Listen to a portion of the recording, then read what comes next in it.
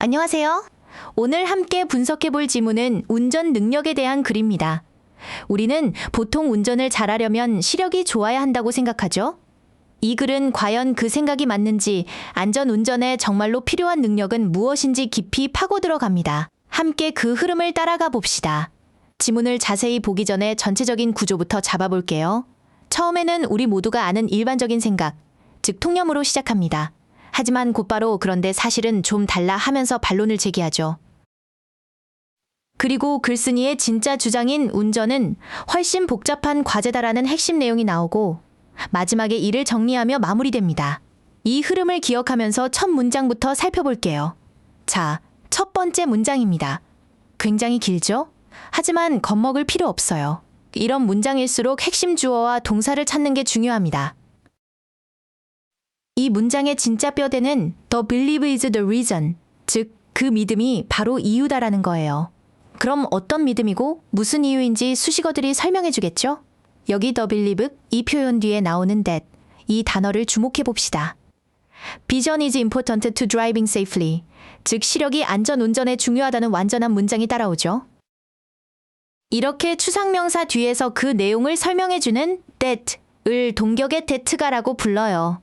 시력이 중요하다는 믿음, 이렇게 자연스럽게 연결해서 해석하면 됩니다. 두 번째 문장은 despite these requirements, 이 표현으로 시작합니다. despite, 이 단어는 에도 불구하고라는 뜻이죠.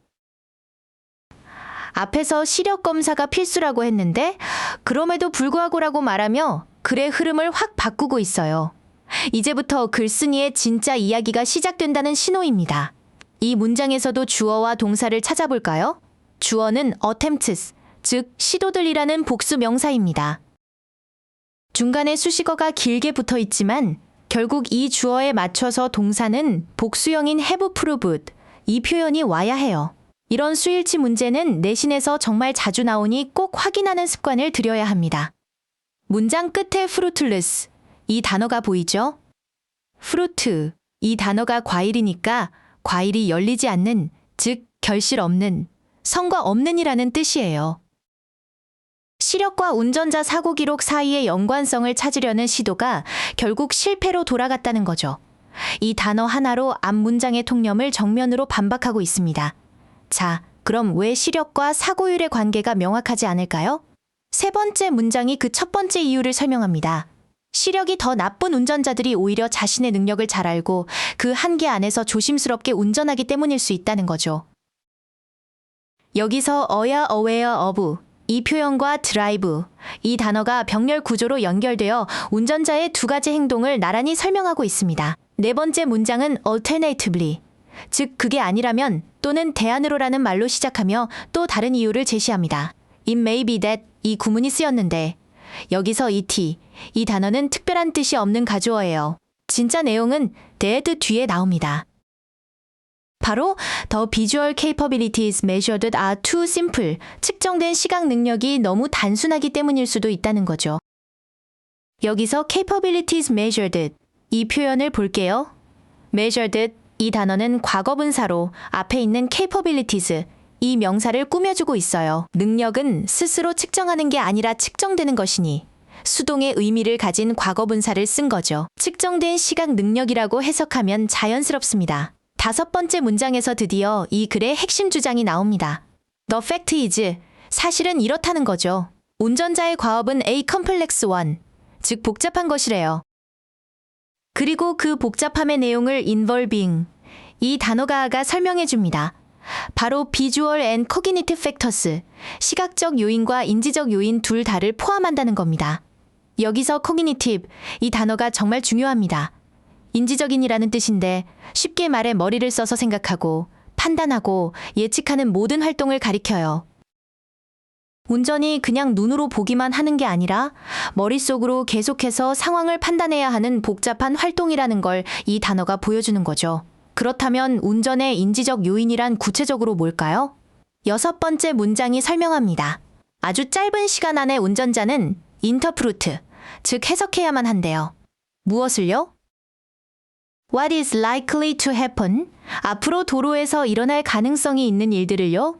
바로 이 예측과 해석 능력이 인지적 능력의 핵심입니다.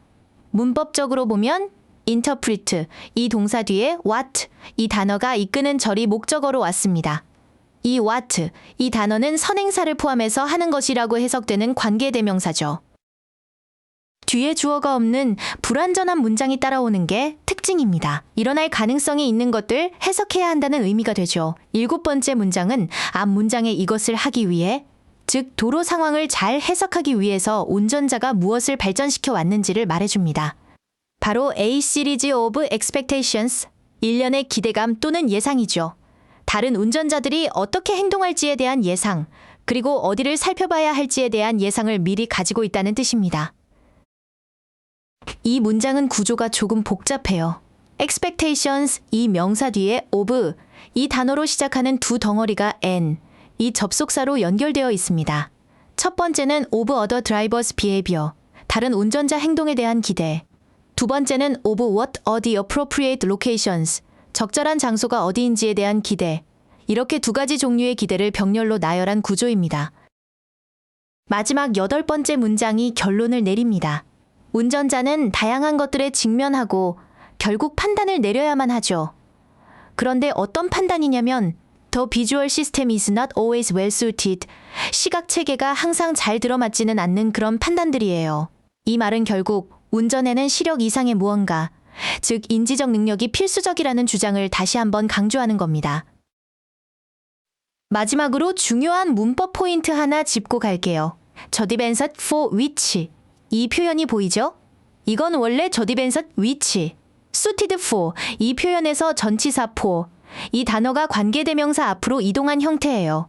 이렇게 전치사 플러스 관계대명사 뒤에는 완전한 문장이 온다는 점 꼭 기억해두세요. 서술형으로도 자주 출제되는 중요한 구조입니다. 오늘 배운 내용의 흐름을 핵심 단어로 다시 정리해볼까요?